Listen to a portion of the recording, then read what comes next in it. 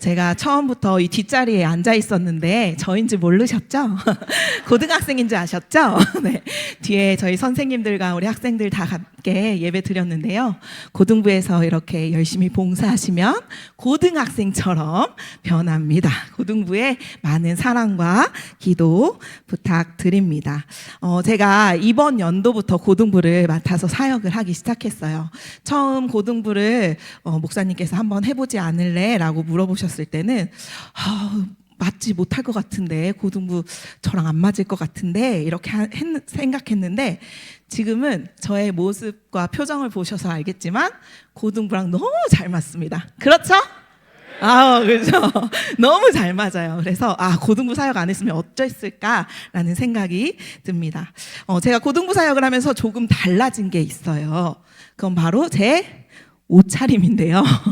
네, 그동안은 교회 올 때 정장을 입고 다녔었는데, 이제 고등부를 하면서 뭔가 조금 달라져야겠다. 내가 우리 친구들하고 조금 같은 수준으로 뭐가 보일 수 있을까? 얼굴은 이미 안 될 것 같고, 몸매도 조금 버린 것 같은데, 뭘 우리 친구들하고 같은 모습을 가질 수 있을까 하다가, 옷을 조금 젊게 입어봐야겠다라면서 제가 교회에서 이러고 다니고 있습니다. 그래서 종종 지나가다가 우리 성도님들이 목사님인 줄 몰라봤어요, 이렇게 말씀을 하시더라고요. 혹시라도 저의 이런 모습을 보고 목사님이 교회에서 저러고 다녀? 라고 생각하시지 마시고, 권지혜 목사가 고등부 친구들이랑 소통하려고 저러고 애쓰는구나 라고 생각해 주시고 더 기도해 주시면 너무나도 감사하겠습니다. 오늘 우리가 읽은 시편 42편 말씀은 고라 자손의 노래입니다. 고라 자손들은 성전을 섬기는 자손들이었는데, 이 시편 42편에 보면 현재 극심한 고난을 당하고 있습니다. 하지만 그들은 왜 자기네들이 이렇게 극심한 고난을 당하고 있는지 그 이유를 알지 못하고 있습니다. 그럼에도 불구하고 이 고라 자손들은 그 상황에 절망하지 않고 여전히 하나님을 갈망하며 구원의 하나님께 소망을 두며 노래하고 있습니다. 오늘 헌신 예배를 드리는 우리 고등부가 이 시편의 말씀을 통하여 학업이라는, 또 성공이라는, 현실이라는 어두운 고난 가운데 있을지라도 우리의 소망 되시는 그 하나님을 바라며 우리의 영혼이 어떻게 해야 살 길인지 찾아가는 그런 은혜의 시간이 되기를 간절히 소망합니다. 그리고 여기 계신 우리 성도님들도 동일한 은혜가 있기를 간절히 축원합니다. 아멘. 오늘 말씀 1절에서 2절 말씀을 보면 시편 저자는 하나님을 간절히 갈망하며 자신을 목마른 사슴에 비유하고 있습니다. 이 이스라엘에서 서식하는 사슴은 열이 많아서 자주 물을 마셔야 된다고 합니다. 그런데 시냇물이 말라버리면 어떻게 될까요? 이 목마른 사슴은 마실 물을 찾아서 애를 쓰다가 결국 그 물을 찾지 못해서 죽게 됩니다. 그렇기에 이 사슴이 물에 대한 갈망은 생과 사가 달린 아주 중요한 갈망입니다. 그래서 오늘 말씀에 나오는 시편 저자는 하나님을 목마른 사슴처럼 갈망한다라고 이야기하고 있습니다. 물이 없으면 자신의 생명이 죽는 것처럼 시인에게도 하나님이 없는 삶은 죽음이다라는 것을 말하고 있는 거죠. 물이 사슴을 살리듯이 하나님만이 나를 살리실 수 있는 분이다임을 이 말씀에서 고백하고 있는 것입니다. 우리 또한 오직 하나님만이 나를 살릴 수 있는 분이시라는 것을 믿으시기를 바랍니다. 세상의 성공이, 물질이, 외모가, 명예가 우리를 살리는 것이 아니라 오직 생명의 주권자이신 그 하나님이 우리를 살리시는 분이라는 것을 늘 기억하며 나아가시기를 간절히 소망합니다. 아멘. 이어지는 3절에서 5절 말씀을 보면 시인이 대적들에게 조롱받으며 고난을 당하고 눈물 흘리는 장면이 나옵니다. 그런데 이 시인은 그렇게 힘든 상황에서도 눈물을 흘리며 주저앉아 있지 않고 지난 날들을 떠올립니다. 하나님의 집으로 가는 길에서 기뻐 외치며 찬양했었던 자신의 모습을 떠올리게 됩니다.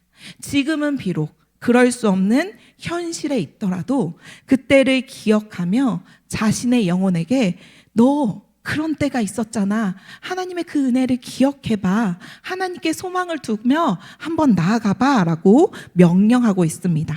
그 말씀이 5절 말씀인데요. 우리 함께 한 목소리로 읽겠습니다. 시작. 내 영혼아 내가 어찌하여 낙심하며 어찌하여 내 속에서 불안해하는가. 너는 하나님께 소망을 두라. 그가 나타나 도우심으로 말미암아 내가 여전히 찬송하리로다. 아멘. 우리 역시도 어떤 고난 가운데서도 주님을 기억하며 그 은혜를 기억하며 하나님께 소망을 두며 나아가기를 간절히 소망합니다. 아멘. 마지막으로 6절에서 11절 말씀을 보시면 끊임없는 고난 속에서 시인은 하나님의 임재를 경험했던 그 아름다운 추억을 떠올리며 하나님께 기도하기를 포기하지 않습니다. 그랬더니 결국 이 시인의 삶이 하나님께 올려드리는 기도가 되었습니다.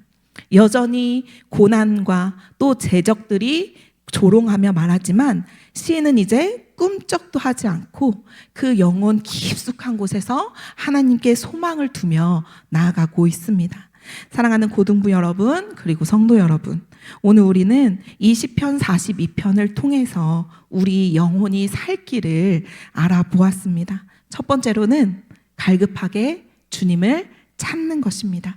사슴이 타는 목마름으로 시냇물을 찾아 헐떡이듯이 우리도 주님을 그렇게 찾아야 합니다. 두 번째로 우리 영혼이 살 길은 주님을 기억하는 것입니다. 하나님이 이스라엘에게 은혜를 베푸신 사건을 떠올리면서 시인의 저자가 나아갔던 것처럼 우리 삶 가운데서도 늘 하나님을 기억하며 살아야 할 줄로 믿습니다. 혹시 지금 이 순간 어두운 터널을 지나고 계시는 분들이 계십니까? 아니면 너무나 큰 아픔과 고통이 가지고 계시는 분이 있으시나요?